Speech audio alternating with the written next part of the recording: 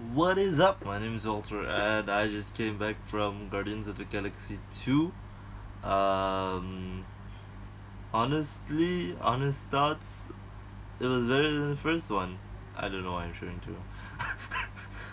2 is better than the first one, obviously. Yeah, I don't have my normal setup. Mostly it's gonna be like this. Like, if I'm gonna do like reviews or mostly I'm gonna do reviews. Like I don't know about reaction guys. Like I have to catch up on this semester and like probably after this semester I'm gonna do some stuff again. Like I'm gonna react to shows again. But I won't miss the big ones. I'll still be there for Samurai Jack. So just catch me on Samurai Jack. Um, I'll still be there for Gotham and The Flash, of course. And yeah, that's the only three I'm more centered around. So whenever nothing's on, I don't watch. I don't react anymore. Unless you guys want to watch, unless you guys want me to watch it, unless you guys want me to react to it, please comment below. Anyway, that went like way off tangent. Anyway, okay, this movie has an actual like focus on it. I feel like the first one didn't really have a focus on it. It's more of the like individuals finding each other and gelling together to save the world, sort of. And it had more of the Marvelisms in there because you had Thanos, who was the master of the Infinity Gauntlet, but still looking for the Infinity Stones.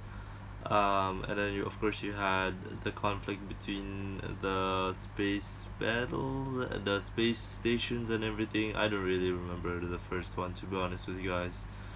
I just remember the songs, and that that's that's like the thing about these type of movies is that it shows you like what these guys really love. And you know you can love a certain thing, but you need to gel it well. And with Damien Chazelle, he gels it well with like Whiplash and La La Land.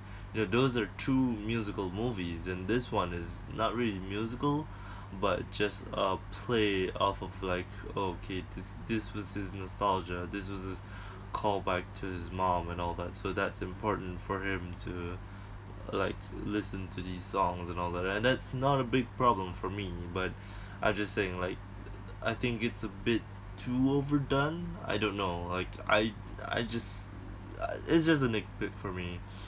And I think this movie has its flaws as well. I think definitely I could see the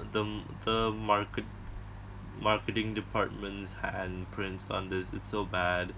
The corporate guys are like, hey, we know what you're gonna sell, and we want in, so milk that shit. So, spoilers: the first act is just the milking of Baby Groot. No surprise, of course. You saw it in trailers. And then they still got the comedy in there. And of course, it's a Marvel movie, so you got the cheese. But the cheese was actually at the end, I think. And holy fuck, it got philosophical for one thing, because I'm like, hmm, I would actually debate myself on that, actually. Like, become a full god?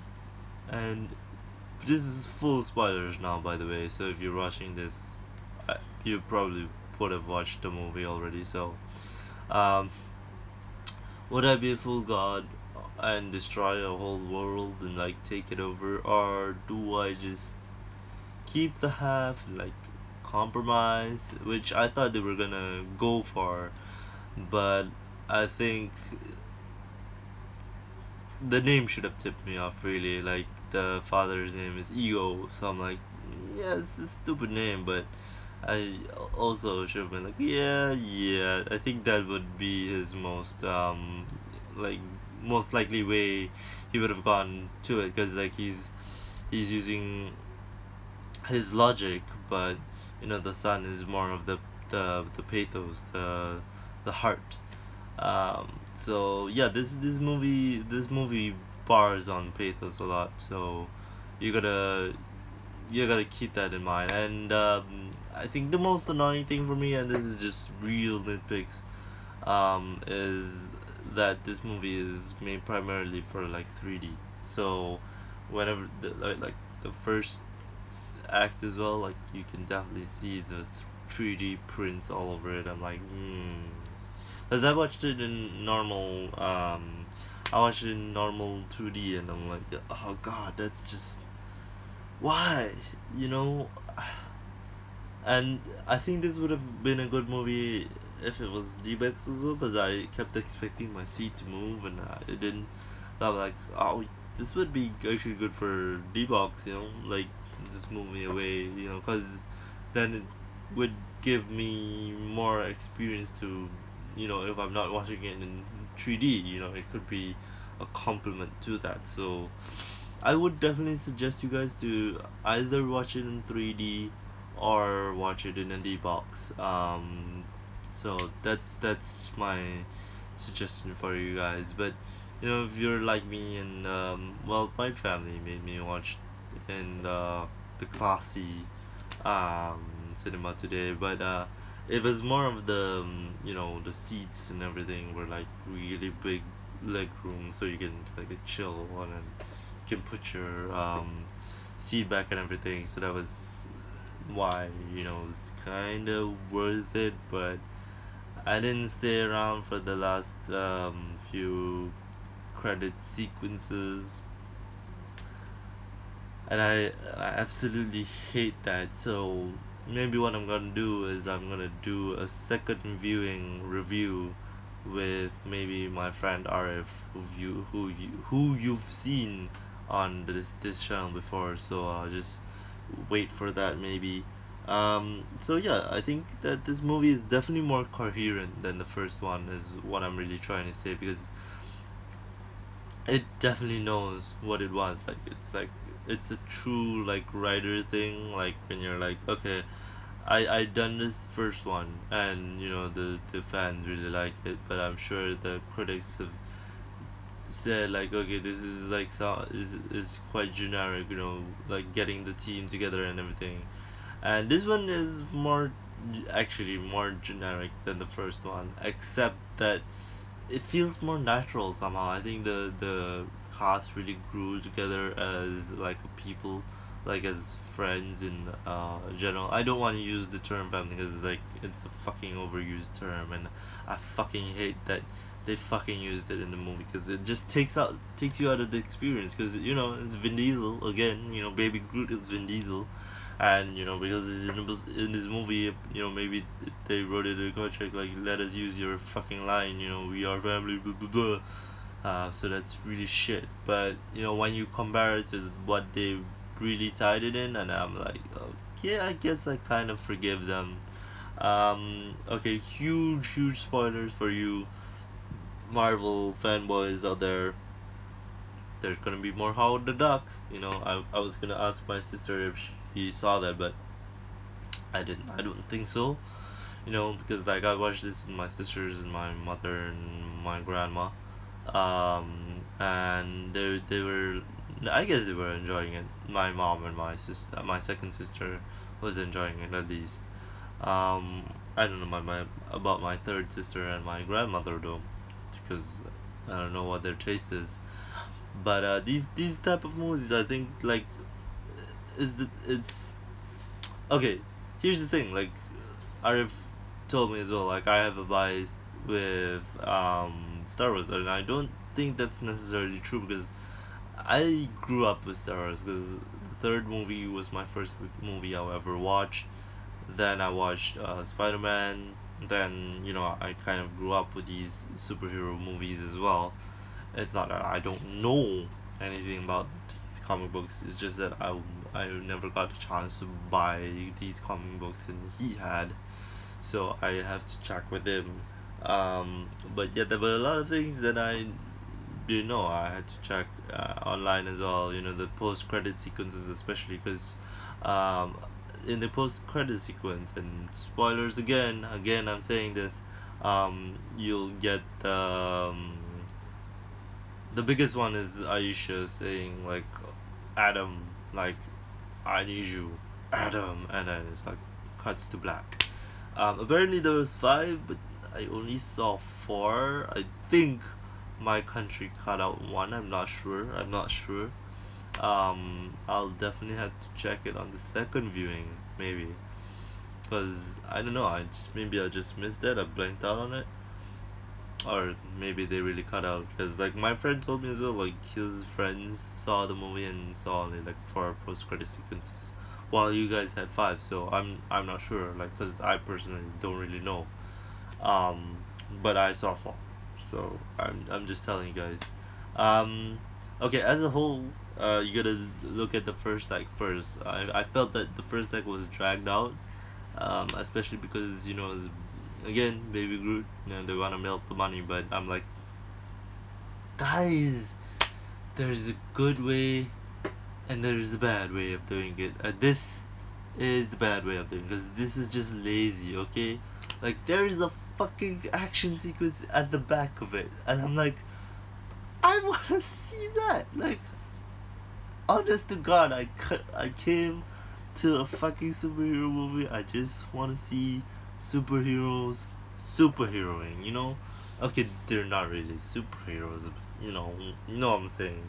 Like, they're just like a band of people doing good stuff. So yeah, so that's the first act. The second act is him finding out more about like how he came to be like Peter, the main protagonist of this film. So he met with his father, Ego, and of course I kind of guessed it. I'm like, yeah, I think he's gonna be the bad guy.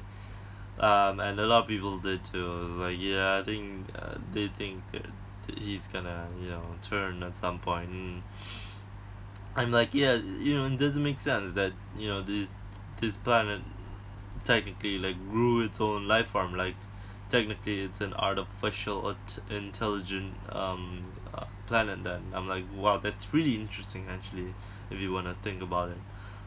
So yeah, that was like really interesting for me, because I'm like, yeah, technically you are a god, because I'm like, you created yourself, and it's like you're still continuing in that body, and you know where you came from. That's a fucking god to me. Like, no matter how you put it in like words, like, that's just a god. Like, that's for me, like, those like Greek mythologies, I really identify with that, because I'm like, yeah, that'd be a god. Like, cause like they can go in and out of heaven and earth whenever they want. That's a fucking god, right? But yeah, anyway, a lot of people have their own interpretation. I'm not here to judge, okay? I'm just saying, like, that's just made sense for me. I'm like, yeah, good, good for you. um, okay, so you got ego, and then you got the empathy, an empath. Is that how you say it? How do you say that? Anyway, I don't know her name. I'm just gonna call her Amy. And then on the snail girl, whatever. Like, she's an empath. She reads people's feelings. So, as we saw in the trailers as well, she touched Chris Pratt's arm, and she's like, "You have feelings, romantic feelings, sexual feelings," for her, pointing to Gamora. And I did not know this personally.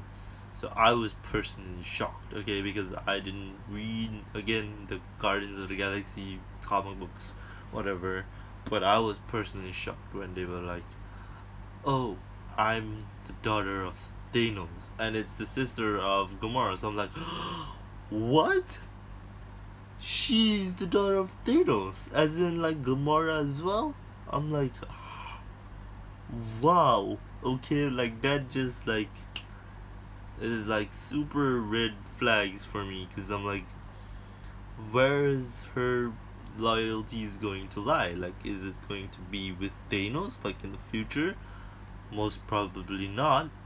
And then of course the sister is like, I just wanted a sister, and more drama and more hijinks ensued, and I thought they were gonna make up, and then but I kind of like guessed it. I'm like, yeah, they're not going to, because the sister is kind of really embittered, because she's machine, more machine, and like because like she lost to her sister a lot, and then Thanos punished her by like replacing her with like robot parts and all that. And I'm like, well, that must have hurt, but I mean, like, you can endure more pain. Like, that's a kind of a better deal. Like, if I was like a cyborg, I would be fucking cool. Okay, like that'd be fucking cool. Like, I could like shoot people with my arm, and like burn down my whole university. But I don't want to get into that because I'm fucking amped up a lot. Whenever I talk about that. Anyway, so yeah, you got Gamora, you got like Drax. Drax is grating on me at times. Like Dave Bautista's character is just sometimes just want you to shut up and get out the film. Okay, just like I don't know. I don't know what your point is. Like, I don't know why you're here.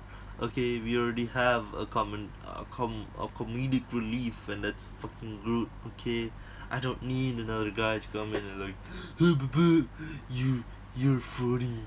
Like, what is that? Like, you can make dumb people, like, not like dumb people. I'm just saying, like, challenged people. I don't know. I don't know what the proper term is. I don't want to trigger any snowflakes. I'm just saying, like, people who like are socially awkward. There we go. And don't know how to react to certain things. So it's like, there you have it. Like, you have to know when something is good and when something's bad. And of course, he's come from a alien world, and he doesn't really know these things. But I think he has to go through a process to learn these things, and I hope that in the next movie they turn it down, because in this movie they turned it down. Like, they turned it down one notch, and I'm like, okay, thank God. Like, I thought I'd be hearing more insufferable, like, that's a metaphor, and then he's like, what's a metaphor? And now, somebody in the film like referenced it. It wasn't Drax, but it was like Taserface. I'm just gonna remember him as that now, because like the raccoon was even like, really, that's your name? The raccoon's name is Rocket. I know, but I prefer raccoon. I don't know. It's just badass for me if he's a raccoon with a fucking gun. Okay, okay. He just reminds me of actually this whole like team up like reminds me of Atlantis.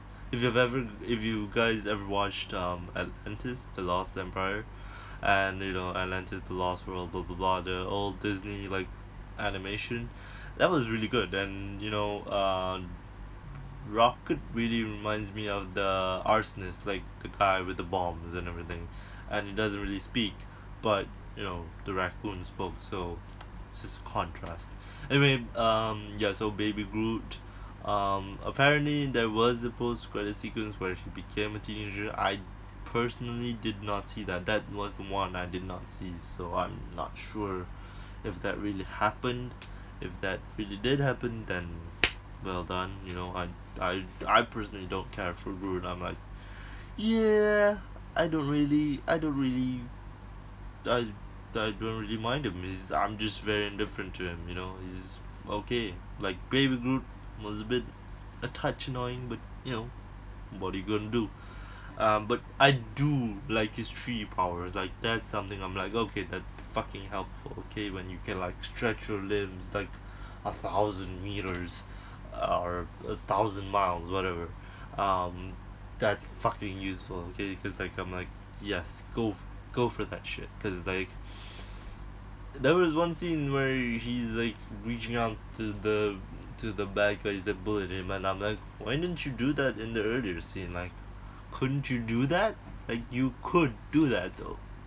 Why? Okay. So yeah, you got okay then you got okay, you got no Thanos this time though. You got the I'm gonna call them the gold people, but they're called the sovereign. I'm just gonna call them the gold people. The gold people. Okay, were like betrayed by the Guardians. Okay, that's a fucking confusing plot, by the way. It's like they betray them, then they want to capture them, then they want to kill them, and then they want to join them together again. Because like I read up on like the Adam Warlock stuff, and then they be like, yeah, Adam Warlock is gonna help them in the future. So I'm like, but how? Like they seem like the bad guys for the next movie. I'm not gonna lie, like that's just like the anti-vision of this, like Avengers sort of. And I was just thinking in the movie that I'm like, you know what?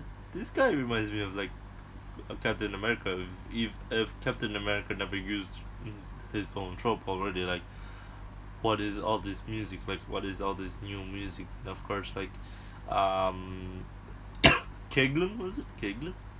Yeah, Keglin gave him a Zune. I don't know what a Zune is. I've never seen one in my life, and he said we're using that. I don't know. I don't know. Maybe it's only in America. You guys love inventing stuff, anyway. So I'm not surprised. Okay. Anyway, so yeah, he gave him a Zune with like 300 songs in there, and I'm like, yeah, it's pretty. Um, my Spotify has like 1,000 over, but okay. Like I'm just saying, like wow, that's just too that's just too low of a number. Like 300 is too low by now today's standard, really.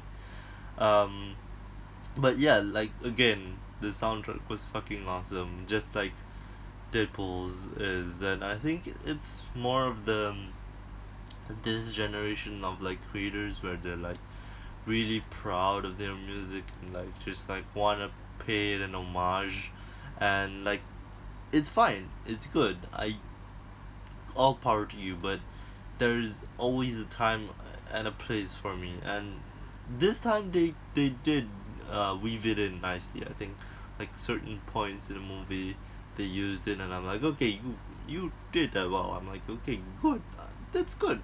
I kind of like it. It kind of ties it in. Um, but the first movie didn't really tie that in much, so that's gonna be a real contrast in this one.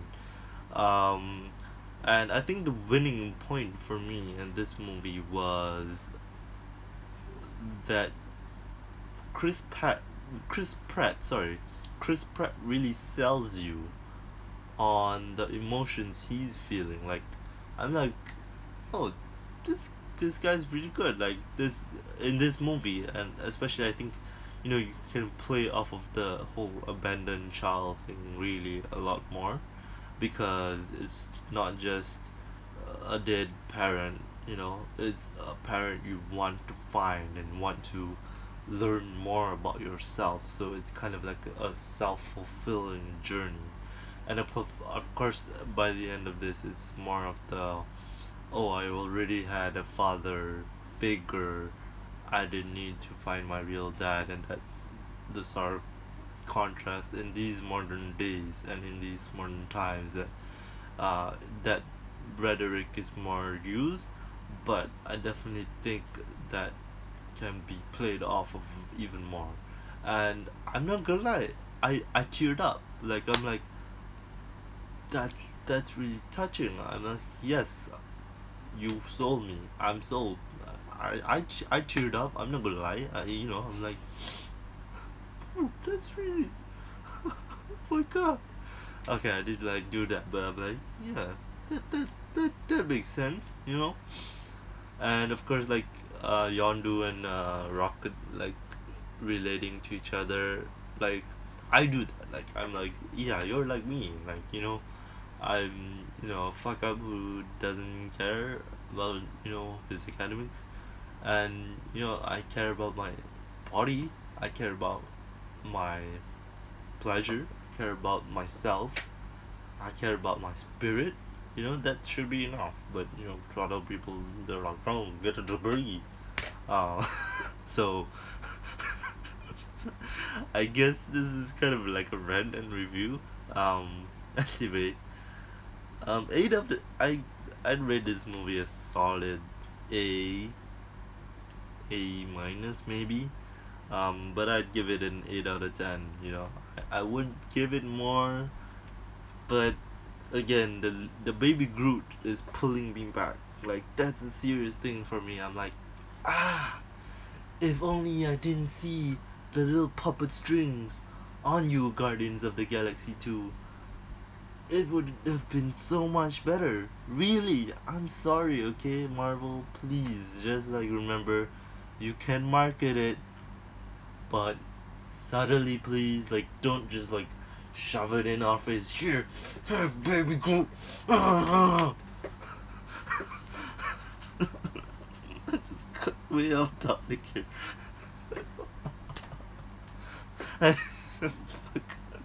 Anyway, uh, whew. That's about it, guys, and I will see you. I see you. Bye.